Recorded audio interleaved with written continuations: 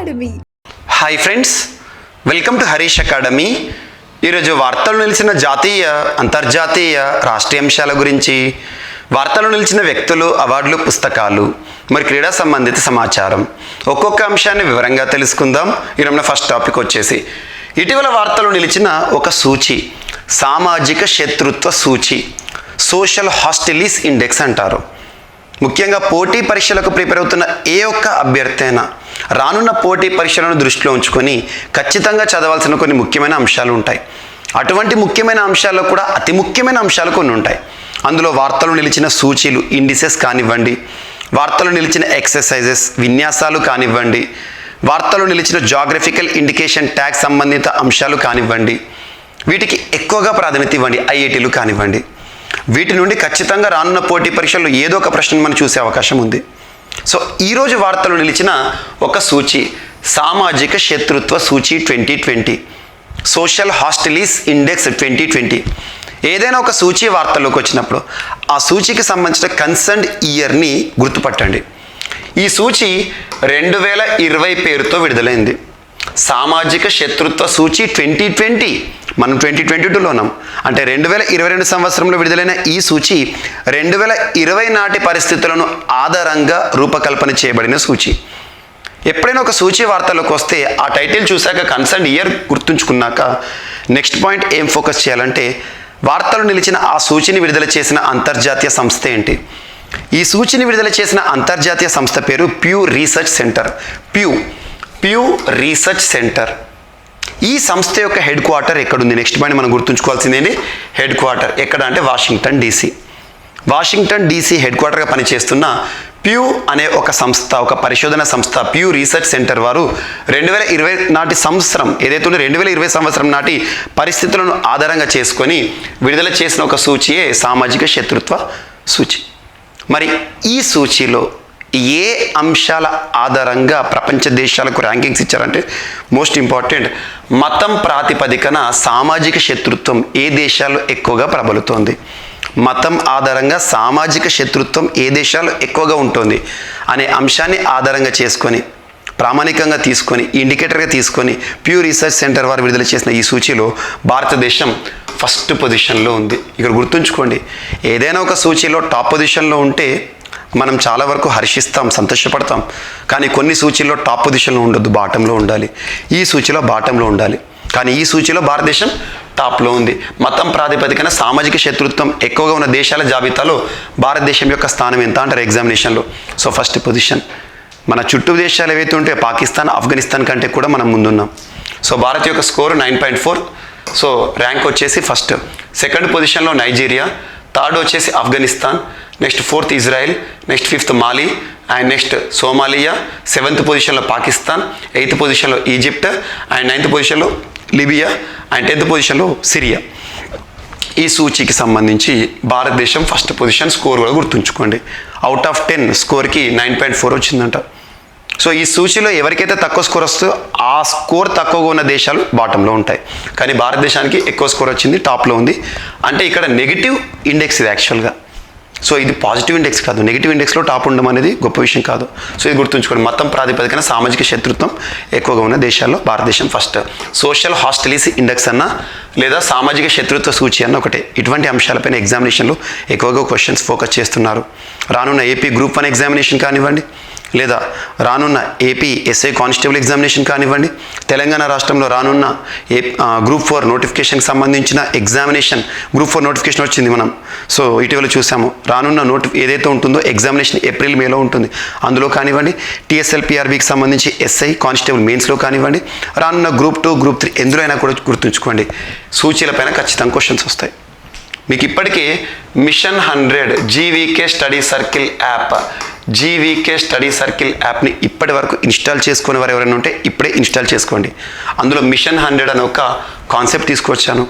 ఏ పోటీ పరీక్షలో అయినా అభ్యర్థులు ఖచ్చితంగా చదవాల్సిన ముఖ్యమైన అంశాలు, ఐఐటీలు మీకు చెప్తున్నామన్నీ కూడా, వీటిని ప్రత్యేకంగా చూడండి, వాటి నుండి మార్క్స్ వస్తాయి. సో ఇది మనకు సూచీలకు సంబంధించి కూడా అక్కడ కవర్ చేశాను, ఒకసారి చూడండి. సో ఈరోజు వార్తలు నిలిచిన ఒక సూచి. And next justice Hima Kohli and justice Bela Trivedi గారి ఆధ్వర్యంలో సుప్రీంకోర్టు ధర్మాసనం ఈరోజు వార్తలోకి వచ్చింది. సుప్రీంకోర్టు భారత అత్యున్నత న్యాయస్థానం సుప్రీంకోర్టు ఆర్టికల్ 124లో భాగంగా పనిచేస్తుంది. Article 124 class 1, class 2, class 3, class 4, class 5, class 6 ఇవి గుర్తుంచుకోండి. సుప్రీంకోర్టు ఢిల్లీలో ఉంటుంది. ఆర్టికల్ 130. సో ఇక్కడ సుప్రీంకోర్టుకు సంబంధించి సుప్రీంకోర్టులో మహిళా ధర్మాసనం ఏర్పాటైంది ఇటీవల. ఇలా చరిత్రలో సుప్రీంకోర్టు చరిత్రలో 3వసారి మహిళా ధర్మాసనం. అంతకుముందు 2 సార్లు ఉంది, ఈరోజు 3వసారి. ఈ న్యాయమూర్తులు ఏ న్యాయమూర్తుల ఆధ్వర్యంలో ధర్మాసనాన్ని ఏర్పాటు చేశారు? చంద్రచూడ్ గారు. ప్రస్తుతం సిజేఐగా ఉన్నవారు చంద్రచూడ్ గారు. సో ఎవరు జస్టిస్లు అంటే జస్టిస్ హిమా కోహ్లీ, అంతకుముందు తెలంగాణ రాష్ట్ర హైకోర్టుకు సంబంధించిన ప్రధాన న్యాయమూర్తి. Next justice Bela Trivedi. వీరిద్దరి ఆధ్వర్యంలో ఒక ధర్మాసనాన్ని ఏర్పాటు చేశారు పలు అంశాలపైన విచారణ చేపట్టడానికి, తీర్పులు ఇవ్వడానికి. ఇలా మహిళల ఆధ్వర్యంలో, ఎక్స్క్లూజివ్గా మహిళల ఆధ్వర్యంలో సుప్రీంకోర్టు ఒక ధర్మాసనం ఏర్పడడం అనేది చరిత్రలో 3వసారి మాత్రమే. గతంలో 2 సార్లు ఉంది, ఒకసారి 2013, ఒకసారి 2018. అప్పుడు ఎవరంటే 2013లో జస్టిస్ జ్ఞాన్ సుధా మిశ్రా. నెక్స్ట్ 2013లోనే ఈ బెంచ్లోనే ఇంకొక పర్సన్ రంజనా ప్రకాష్ దేశాయ్ గారు. ఇటీవల రంజనా ప్రకాష్ దేశాయ్ గారు తరచు వార్తలకు వస్తున్నారు, వెరీ ఇంపార్టెంట్ పర్సనాలిటీ. నెక్స్ట్ 2018లో ఇంకొకసారి జస్టిస్ భానుమతి గారు అండ్ జస్టిస్ ఇందిరా బెనర్జీ గారు. ఇద్దరు ఫస్ట్, సెకండ్, ఈసారి థర్డ్ గుర్తుంచుకోండి. అండ్ మహిళల విషయానికి వస్తే ప్రస్తుతం సుప్రీంకోర్టులో 3 మహిళా న్యాయమూర్తులు ఉన్నారు. వీరిద్దరితో పాటు హిమా కోహ్లీ, బేలా త్రివేది గారితో పాటు నాగరత్న గారు ఉన్నారు, జస్టిస్ నాగరత్న. మోస్ట్ ప్రాబబ్లీ 2027లో భారతదేశ చరిత్రలో ఒక సువర్ణాధ్యాయం రాబోతోంది. అదేంటంటే భారతదేశ సుప్రీంకోర్టుకు మొట్టమొదటి మహిళా న్యాయమూర్తిగా నాగరత్న గారికి అవకాశం ఉంది. చూడాలి. Next, India to receive over record of 100 billion in remittance in 2022. World bank వారు విడుదల చేసిన ఒక నివేదిక. రిపోర్ట్ల పైన కూడా క్వశ్చన్స్ అడుగుతారు ఎగ్జామినేషన్లో. ఇటీవల టీఎస్పీఎస్సీ గ్రూప్ 1 ఎగ్జామినేషన్లో రిపోర్ట్ల పైన ఎక్కువగా క్వశ్చన్స్ అడిగారు. ఎన్ని రెట్లు పెరిగింది, ఇటువంటివి. సో నివేదిక, ఈ నివేదికను ఎవరు విడుదల చేశారంటే అన్ని నివేదికలు అవసరం లేదు. ల్యాండ్సిట్ రిపోర్ట్స్ కానివ్వండి, లేదా వరల్డ్ బ్యాంక్ రిపోర్ట్స్ కానివ్వండి, ఏడీబీ రిపోర్ట్స్ కానివ్వండి, నీతి ఆయోగ్ నివేదికలు కానివ్వండి, ఇటువంటి వాటిని అడుగుతారు. సో ఇది వరల్డ్ బ్యాంక్ వారు విడుదల చేసిన ఒక నివేదిక, గణాంకాలు ఉంటాయి. సో ఈ నివేదిక యొక్క పేరు ఏంటంటే remittances Brave global head winds special focus climate mitigation పేరిట ఒక నివేదికను విడుదల చేసిన వారు ఎవరంటే వరల్డ్ బ్యాంక్. అలా సిరీస్లో this is 37th edition migration and development brief 2022 పేరిట విడుదల చేశారు. ఇందులో ఏం చెప్పారంటే రెమిటెన్సెస్ ఈ పదం ఇంపార్టెంట్. రెమిటెన్స్ ఎకానమీలో వెరీ ఇంపార్టెంట్ కాన్సెప్ట్. రెమిటెన్స్ అంటే ఏంటంటే విదేశాల నుండి వస్తున్న ఆదాయం, డబ్బులు ఎలా వస్తాయంటే, ఉదాహరణకు మన ఇండియా నుండి ఎవరైనా ఒక ఇండియన్ అమెరికాకి కానీ, బ్రిటన్కి కానీ, ఆస్ట్రేలియాకి కానీ, జర్మనీకి కానీ అలా విదేశాలకు వెళ్ళి ఉన్నత జీవన ప్రమాణాల కోసం వెళ్తారు. అక్కడ సెటిల్ అవుతారు, అక్కడ సంపాదిస్తారు. ఇండియన్ అక్కడికి వెళ్ళి సంపాదిస్తున్నారు. అలా అక్కడికి వెళ్ళిన ఆ వ్యక్తికి సంబంధించిన సంబంధికులు, కుటుంబీకులు, బంధువులు ఇక్కడ ఉంటారు కదా, ఆ దేశంలో సంపాదించింది తన ఖర్చులు పోను మన దేశానికి పంపిస్తారు. వీటిని రెమిటెన్స్ అంటారు. అలా భారతదేశంలో అత్యధికంగా కేరళ రాష్ట్రంలో రెమిటెన్సెస్ ఎక్కువగా ఉంటాయి. సో అలా ఈ సంవత్సరం 2022లో వరల్డ్ బ్యాంక్ ఏం చెప్పింది ఈ నివేదికలో అంటే భారతదేశంలో మోర్ దాన్ 100 బిలియన్ రెమిటెన్సెస్కి చేరుతుందంట. ఇలా మొట్టమొదటిసారి మోర్ దాన్ $100 బిలియన్ రెమిటెన్సెస్ అనేది ఈరోజు వార్తల్లోకి వచ్చింది. భారతదేశానికి సంబంధించి ఫస్ట్ ఇది. అండ్ నెక్స్ట్, ఒక సదస్సు ఈరోజు వార్తల్లోకి వచ్చింది. ఎగ్జామినేషన్ పాయింట్ ఆఫ్ వ్యూలో సదస్సులపైన, నివేదికలపైన, సూచీలపైన, కమిటీలపైన ఇలా క్వశ్చన్స్ చేస్తారు. డిఫరెంట్ యాంగిల్స్లో క్వశ్చన్స్ వస్తాయి. ఈరోజు ఒక సదస్సు వార్తల్లోకి వచ్చింది. ఈ సదస్సు పేరు ఏంటంటే global technology summit. Technology, so సాంకేతికతకి సంబంధించిన ఒక సదస్సు. ఈ సదస్సుని 2016 సంవత్సరంలో భారత్ ఇనిషియేట్ చేసింది. ఫ్లాగ్షిప్ సమ్మిట్ ఇది ఇండియాకి సంబంధించి. ప్రతి ఏటా జరుగుతుంది యాన్యువల్ సమ్మిట్. ఈ సంవత్సరం ఇటీవల ముగిసింది. 7th ఎడిషన్ ఎక్కడ ముగిసింది అంటే ఢిల్లీ. 7వసారి. ప్రతి సంవత్సరం 2016లో ప్రారంభమైంది, ఈసారి 7th edition. So annual event on global geo technology by India. Geo టెక్నాలజీకి సంబంధించిన ఒక సమ్మిట్ని భారత్ ప్రారంభించింది 2016లో. ప్రతి సంవత్సరం ఈ సదస్సు నిర్వహిస్తారు. భారత ఆతిథ్యంలో వివిధ దేశాల నుండి ప్రముఖులు వస్తారు. ఈ సంవత్సరం థీమ్ ఏంటంటే జియో పాలిటిక్స్ ఆఫ్ టెక్నాలజీ. గుర్తుంచుకోండి. ఏ మంత్రిత్వ శాఖ ఆధ్వర్యంలో ఉందంటే ministry of external affairs, foreign ministry అంటాం. ప్రస్తుతం సుబ్రహ్మణ్యం జయశంకర్ గారు కన్సర్న్ మినిస్టర్గా విధులు నిర్వర్తిస్తున్నారు. గుర్తుంచుకోండి. And next, Hornbill festival. So వార్తలు నిలిచిన పండుగలు. సో ఈచ్ అండ్ ఎవ్రీ చూడండి డిఫరెంట్ డైమెన్షన్స్లో డివర్స్ వ్యూస్లో మనం టాపిక్స్ని అనలైజ్ చేస్తున్నాం. పండుగల గురించి, సదస్సుల గురించి, వార్తల్లో వ్యక్తుల గురించి, కమిటీల గురించి, సూచీల గురించి, ఇన్నోవేషన్స్ గురించి. సో అలా అన్నీ కూడా మనకు కవర్ అవుతున్నాయి. మీకు ఏవైతే నేను చెప్తున్నానో ఆ టాపిక్స్ని బ్లైండ్గా ఫాలో అవ్వచ్చు. ఇప్పటివరకు ఏ పోటీ పరీక్షలు కూడా మన టాపిక్స్ నుండి బిట్టుపోలేదు. రానున్న పోటీ పరీక్షల్లో కూడా ఖచ్చితంగా వస్తాయి. అభ్యర్థులు ప్రైవేట్ టాపిక్స్కి ఇంపార్టెన్స్ ఇవ్వకపోతేనే బెస్ట్. ప్రైవేట్ టాపిక్స్ అంటే ఏంటంటే ఎగ్జామినేషన్లో ఏది ఇంపార్టెంట్, ఏది అన్ఇంపార్టెంట్ తెలియాలి. సో ఇంపార్టెంట్ ఎగ్జామినేషన్ ఏదైతే నేను ప్రెడిక్ట్ చేసినా అవన్నీ కూడా కరెక్ట్ అవుతున్నాయి. ఈరోజు హార్న్బిల్ ఫెస్టివల్ వార్తల్లోకి వచ్చింది. హార్న్బిల్ ఫెస్టివల్ ఏ రాష్ట్రానికి సంబంధించింది అంటారు? నాగాల్యాండ్ రాష్ట్రానికి సంబంధించిన ఒక ఫెస్టివల్. నాగాల్యాండ్. ఈ హార్న్బిల్ ఫెస్టివల్, హార్న్బిల్ అనేది ఒక పక్షి పేరు. హార్న్బిల్ వాళ్ళ కల్చర్కి సంబంధించి నాగా ట్రైబల్ పీపుల్ ఉంటారు కదా, నాగా తెగవారు, వారికి సంబంధించిన ఒక గిరిజన పండుగ ఇది. గిరిజనుల మధ్యలో సహకారాన్ని పెంపొందించడానికి ప్రారంభమైన పండుగ. 2000 సంవత్సరం నుండి పండుగను ప్రారంభించారు. నాగాలాండ్ గవర్నమెంట్ సెలబ్రేట్ చేస్తారు ఇది. సో ఈ సంవత్సరం 23rd ఎడిషన్. 2000 సంవత్సరంలో మొదటిది 2000 అంటే ఈ సంవత్సరం ప్రతి ఇయర్ జరుగుతుంది కదా, 23rd ఎడిషన్. December 1st నుండి December 10th వరకు ఈ 10 days ఫెస్టివల్ జరుగుతుంది. ఒక బర్డ్ నేమ్ ఇది హార్న్బిల్ అంటే. And Naga warrior tribal festival అంటారు దీన్ని. నాగా వారియర్ ట్రైబల్ ఫెస్టివల్ అంటే నాగా తెగల యొక్క సాహసోపేత జ్ఞాపకాలకు సంబంధించిన ఒక పండుగ అనుకోవచ్చు. ఫెస్టివల్ ఆఫ్ ఫెస్టివల్స్ అని కూడా పిలుస్తారు దీన్ని నాగా ప్రజలు. దీని యొక్క ఉద్దేశం ఏంటి? పండుగను ఎందుకు సెలబ్రేట్ చేస్తారు వాళ్ళంటే inter tribal collaboration. Inter tribal అంటే ఏంది? సో ట్రైబ్ ఏదైతే ఉంటుందో ఆ తెగ యొక్క సమూహం లోపల అందరికీ కూడా సహకారం అందించడం. And at the same time promote cultural heritage of Nagaland. నాగాల్యాండ్కి సంబంధించిన కల్చర్, వారి హెరిటేజ్ని ప్రమోట్ చేయాలి, తెలియాలి. మన చరిత్ర, మన సంస్కృతి భవిష్యత్ తరాలకు తెలిస్తేనే కదా మన చరిత్ర అనేది మనం కూడా సాగిస్తుంది. దానికి సంబంధించింది. సో గుర్తుంచుకోండి. సో ఇంటర్ ట్రైబల్ అంటే ట్రైబల్కి సంబంధించిన, ట్రైబల్ తెగలకు సంబంధించిన ఆ సమూహాల మధ్య సహకారం అందించడం. గుర్తుంచుకోండి. నాగాల్యాండ్కి సంబంధించిన ట్రైబల్ ఫెస్టివల్ అని గుర్తుంచుకోండి. ఏ తెగ అంటే నాగా. అండ్ ఈ సంవత్సరం ఎన్నో ఎడిషన్? 23rd. ఫస్ట్ ఎప్పుడు? 2000. And at the same time Nagaland ఎప్పుడు కూడా కల్లోలిత ప్రాంతంగా వార్తలకు వస్తుంది. కేంద్ర ప్రభుత్వం ముఖ్యంగా హోమ్ మినిస్ట్రీ వారు నాగాల్యాండ్ ప్రాంతాన్ని ప్రస్తుతం కల్లోలిత ప్రాంతంగా కొనసాగిస్తున్నారు. అక్కడ armed forces special powers act 1958ని కూడా ఇంపోజ్ చేస్తున్నారు. అంతకుముందు నాగాల్యాండ్కి సంబంధించి కుక్క మాంసంపై నిషేధం అనే అంశాన్ని మనం చూసాము. ఇవన్నీ లింక్ చేస్తూ చూడండి. సో నాగాల్యాండ్కి సంబంధించిన హార్న్బిల్ ఫెస్టివల్. అండ్ ఇటువంటివి మీకు రెగ్యులర్గా ఇక రానున్న పోటీ పరీక్షలు, ముఖ్యంగా Group 4 ఎగ్జామే కానివ్వండి, ఏపీకి సంబంధించిన డిపార్ట్మెంట్ ఎస్ఐ కానిస్టేబుల్ ఎగ్జామ్ కానివ్వండి, Group 1 ఎగ్జామ్ కానివ్వండి, మీకు రెగ్యులర్గా లైవ్ సెషన్స్ కూడా తీసుకొస్తున్నాను. So Praveen sir classes YouTube channel, Praveen sir classes YouTube ఛానల్ని ఇప్పటివరకు సబ్స్క్రైబ్ చేసుకోకపోతే ఈరోజు సబ్స్క్రైబ్ చేసుకోండి. నిన్నటి రోజున కూడా ఒక లైవ్ సెషన్ తీసుకున్నాను నేను.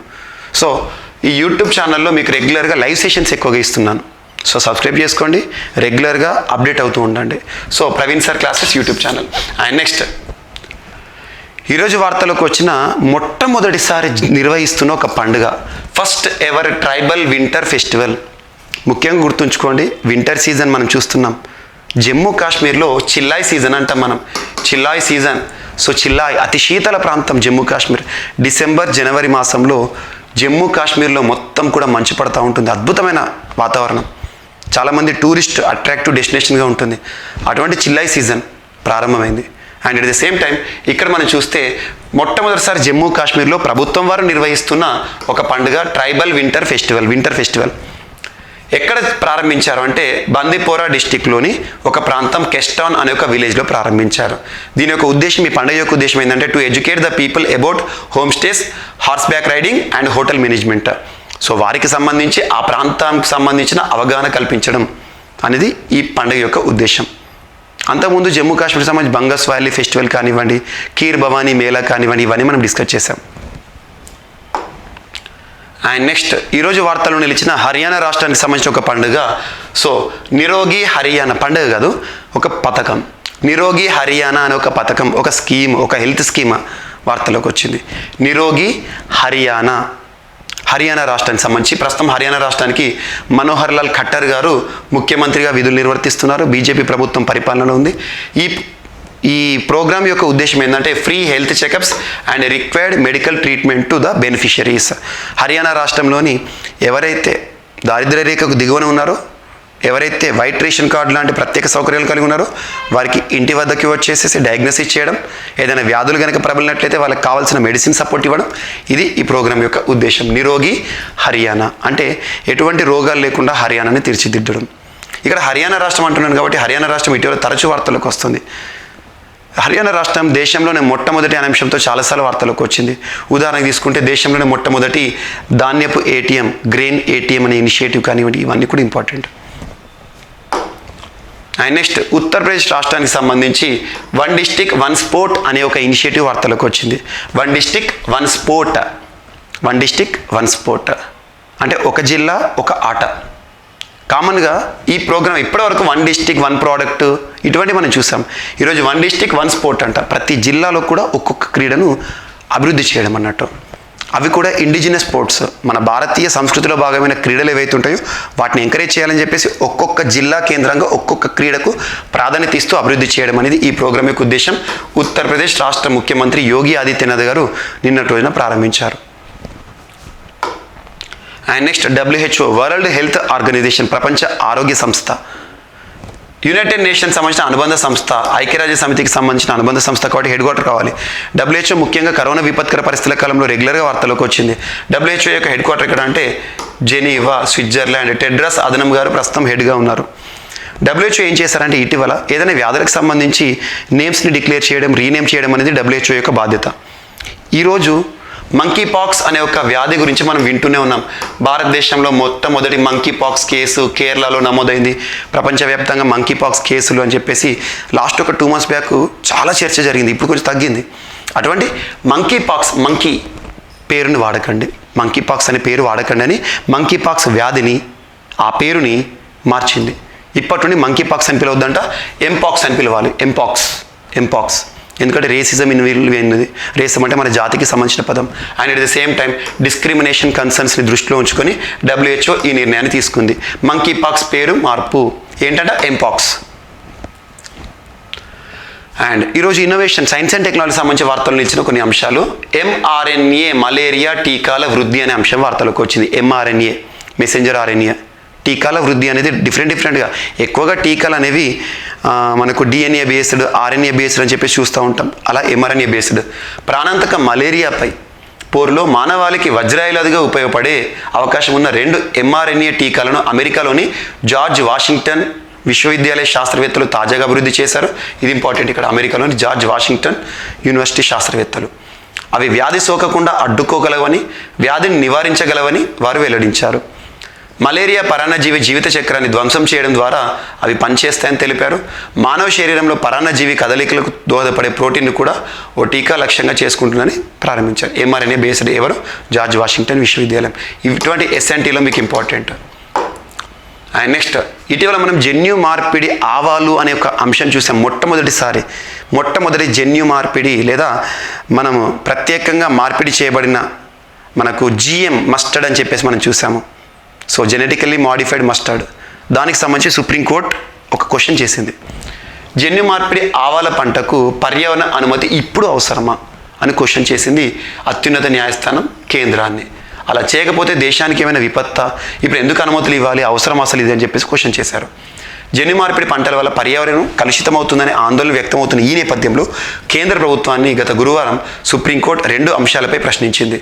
జన్యు మార్పిడి ఆవాల పంటకు పర్యావరణ అనుమతిని ఇవ్వాల్సిన ఆవశ్యకత ఇప్పుడు ఏం ఏర్పడింది, అసలు ఆ అనుమతిని నిరాకరించడం వల్ల దేశానికి ఏమైనా విపత్తు సంభవిస్తుందా తెలియజేయాల్సిందిగా జస్టిస్ అంటే సుప్రీంకోర్టు తెలిపింది. ఈ జస్టిస్ పేరు అవసరం లేదు.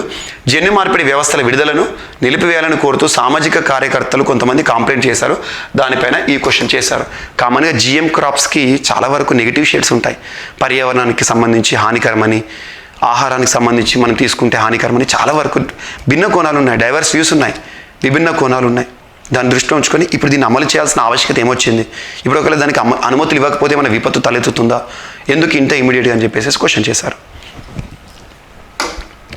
అండ్ నెక్స్ట్ ఇటీవల ఇండియన్ కోస్ట్ గార్డ్, భారత తీర దళాలు ఉంటాయి కదా, Indian coast guard is different, Indian navy is different. So Indian coast guard వారు సేవలను ప్రారంభించిన ఒక ప్రత్యేక హెలికాప్టర్ ఈరోజు వార్తలోకి వచ్చింది. 840 స్క్వాడ్రన్ ఒక హెలికాప్టర్ మేక్ ఇన్ ఇండియాలో భాగంగా ఆత్మనిర్భర్ భారత్లో భాగంగా ఇండిజినస్ టెక్నాలజీ తయారు చేయబడిన ఒక హెలికాప్టర్ 840 స్క్వాడ్రన్. దీన్ని ఎవరు తయారు చేశారంటే హిందుస్థాన్ ఏరోనాటిక్స్ లిమిటెడ్. వీరు తయారు చేసిన ఈ హెలికాప్టర్ సేవలను ఇటీవల తమిళనాడులో చెన్నైలో ప్రారంభించారు. So and Indian coast guard advanced light helicopter, ఇది తేలికపాటి విమానం helicopter MK3 squadron was commissioned. దీని పేరేంది? MK3 స్క్వాడ్రన్ పిలిచిన ఒకటే, 840 స్క్వాడ్రన్ పిలిచిన ఒకటే. MK3 squadron was commissioned by DG అంటే డైరెక్టర్ జనరల్ VS పతానియా గారు. ఎక్కడనంట? ICG Indian coast guard air station. ఎక్కడ దీన్ని సేవలు ప్రారంభించారు? కమిషన్ ఎక్కడ చేశారు? చెన్నైలో. గుర్తుంచుకోండి, ఇది డైరెక్ట్ బిట్ అడిగితే కనుక. అండ్ నెక్స్ట్ ఇజ్రాయిలీ నేవీకి సంబంధించి ఇజ్రాయెల్ నావికా దళం వారు లాంచ్ చేసిన బరాక్ సిరీస్లో భాగంగా లాంచ్ చేసిన ఒక మిసైల్ వార్తలోకి వచ్చింది. ఆ మిసైల్ పేరు ఏంటంటే long range interceptor missile or defence, ఏదైనా ఒకటే. ఇటీవల ఎవరు లాంగ్ రేంజ్ ఇంటర్సెప్టార్ మిసైల్ని లేదా డిఫెన్స్ వ్యూస్లో భాగంగా లాంచ్ చేశారంటే ఇజ్రాయెల్ నేవీ వారు, ఇజ్రాయెల్ ఎయిర్ ఫోర్స్ వారు తయారు చేసిన ఒక మిసైల్ ఇది. అండ్ ఇజ్రాయెల్ పైన ఎక్కువగా మీరు ఏ టాపిక్స్ కాన్సన్ట్రేట్ చేయాలంటే హిస్టరీకి సంబంధించి ఇటీవల ఇజ్రాయెల్ పాలస్తీనా ఎక్కువగా వార్తలకు వస్తున్నాయి. ఇజ్రాయెల్కి సంబంధించి అతి పురాతన ఆనవాళ్ళు బయటపడుతున్నాయి ఎగ్జికవేషన్లో, హిస్టరీకి సంబంధించి పురాతన కోడిగుడ్డు అని చెప్పేసి ఇటువంటి అంశాలు. అండ్ 2000 సంవత్సరాల క్రితం నాటి మద్యం తయారీ కేంద్రాలని, టాయిలెట్స్ అని, ఇవన్నీ కూడా ఇంపార్టెంట్. అండ్ ఇటీవల ఇజ్రాయెల్లో ఎన్నికలు కూడా ముగిస్తాయి. గుర్తుంచుకోండి, బెంజమిన్ నెతన్యాహు గారు మరొకసారి అధికారంలోకి వచ్చారు. ఆ ఎన్నికల గురించి ప్రత్యేకంగా మనం డిస్కస్ చేసాం. సో ఈరోజు చైనాకి సంబంధించిన ఒక అంశం. ఇటీవల చైనా సొంత అంతరిక్ష కేంద్రాన్ని నిర్మిస్తోంది, టియాంగాంగ్ స్పేస్ స్టేషన్. అందులో భాగంగా తియాన్హే ప్రయోగంని మనం తరచూ చూస్తున్నాం. సో తియాంగాంగ్ స్పేస్ స్టేషన్ సొంత అంతరిక్ష కేంద్రాన్ని, పరిశోధన కేంద్రాన్ని ఎవరు ఏర్పాటు చేస్తున్నారు స్పేస్ సెంటర్ని అంటే చైనా. అందులో భాగంగా సిరీస్ ఆఫ్ లాంచింగ్స్ చేస్తుంది. అందులో భాగంగా ఇటీవల షెంజో 15 స్పేస్ షిప్ని చైనా పంపించింది. స్పేస్ షిప్ 3 ఆస్ట్రోనాట్తో కూడిన స్పేస్ షిప్ని పంపించారు. ఎందులో భాగంగా అంటే తియాంగాంగ్ స్పేస్ స్టేషన్ అభివృద్ధి కోసం. ఎగ్జామ్లో ఒకటి తియాంగాంగ్ స్పేస్ స్టేషన్ అభివృద్ధి ఏ దేశం? చైనా. సొంత అంతరిక్ష కేంద్రాన్ని డెవలప్ చేసుకుంటున్నారు. అండ్ ఇటీవల చైనాకి సంబంధించి SNT రిలేటెడ్ చాలా అంశాలు చూస్తున్నాం మనం. జురాంగ్ రోయర్ అని చెప్పేసి, నియో-01 రోబో శాటిలైట్ అని చెప్పేసి, షిజువాన్ శాటిలైట్ అని చెప్పేసి ప్రత్యేకంగా మనం చూస్తున్నాం. వాటిని చూడండి. అండ్ నెక్స్ట్ ఈరోజు వార్తలు నిలిచిన వ్యక్తి విషయానికి వస్తే, వ్యక్తి బట్ కమిటీ రూపంలో వార్తలోకి వచ్చారు. ఒక కమిటీ, ఎగ్జామినేషన్లో కమిటీలపైన క్వశ్చన్స్ అడుగుతారు. ఇటీవల వార్తలు నిలిచిన క్రితిక్ పరీక్ కమిటీ దేనిపైన అధ్యయనం కోసం అంటే గ్యాస్ ప్రైసింగ్కి సంబంధించి. గ్యాస్ ప్రైసింగ్ పై అధ్యయనం చేయడానికి వేయబడిన కమిటీ క్రితిక్ పరీక్ కమిటీ ఈరోజు వార్తల్లోకి వచ్చింది. సో ఇది ఏదైతే ఉందో 2026 అండ్ 2027 జనవరి మాసాలు అంటే ఆ సంవత్సరాలు భారతదేశంలో గ్యాస్ ప్రైసింగ్కి సంబంధించి వీటిపైన అధ్యయనం చేయడానికి భారత ప్రభుత్వం వేసిన కమిటీ. ఎగ్జామ్లో ఒక పాయింట్. ఇటీవల క్రితిక్ లేదా కిరీట్ పరీక్ కమిటీ వార్తలోకి వచ్చింది. కిరీట్ లేదా క్రితిక్. సో కిరీట్ పరీక్ కమిటీ వార్తలోకి వచ్చింది దేనికి సంబంధించి అంటే కమిటీ ఆన్ గ్యాస్ ప్రైసింగ్ అని గుర్తుంచుకోండి. గ్యాస్కి సంబంధించి కిరీట్ పరీక్. సో ఇవి ఈరోజు వార్తలు నిలిచిన అంశాలు. ఒకసారి ర్యాపిడ్గా చూస్తే సామాజిక శత్రుత్వ సూచి అనే అంశం వార్తలు నిలిచిన, అందులో Bharat top position. And next supreme court చరిత్రలో 3వసారి మహిళల ధర్మాసనం. అండ్ రెడ్మిట్టెన్స్ వరల్డ్ బ్యాంక్ వారు విడుదల చేసిన ఒక నివేదిక. Global technology summit Delhi 7th edition. Hornbill festival Nagaland. So first ever tribal winter festival Jammu Kashmir. Nirogi Haryana programme హర్యానాకి సంబంధించి. అండ్ 1 డిస్ట్రిక్ట్ 1 స్పోర్ట్ అనే ఇనిషియేటివ్ యూపీకి సంబంధించి. WHO మంకీ పాక్స్ పేరుని ఎంపాక్స్గా గుర్తిస్తూ వార్తలోకి వచ్చింది, రీనేమ్ చేసింది. అండ్ mRNA బేస్డ్ మలేరియా టీకాల వృద్ధికి సంబంధించి జార్జ్ వాషింగ్టన్ విశ్వవిద్యాలయ శాస్త్రవేత్తలు. అండ్ పర్యావరణ అనుమతికి సంబంధించి జన్యు మార్పిడి ఆవాలకు ఇప్పుడు పర్మిషన్ ఇవ్వడం, అనుమతులు ఇవ్వడం అవసరమని సుప్రీంకోర్టు కేంద్రాన్ని ప్రశ్నించింది. అండ్ ఇండియన్ కోస్ట్ గార్డ్లో సేవలు అందిస్తున్న light helicopter MK3 commissioning programme చెన్నైలో. అండ్ ఇజ్రాయలీ నేవీ వారు లాంచ్ చేసిన విజయవంతమైన ఒక మిసైల్. అండ్ చైనా నిర్మిస్తున్న తియాంగాంగ్ స్పేస్ స్టేషన్ యొక్క అభివృద్ధి. And Kirit Parikh committee on gas pricing అనే అంశాన్ని మనం డిస్కస్ చేసాం. సో ఇవి ఈరోజు వార్తలు నిలిచిన అంశాలు. మిస్లేనియస్ అంశాలు ఏమైనా మిగిలిపోతే మాత్రం రేపటి క్లాస్లో లింక్ చేస్తూ మనం నేర్చుకుందాం. మళ్ళీ రేపు కలుద్దాం. Thank you.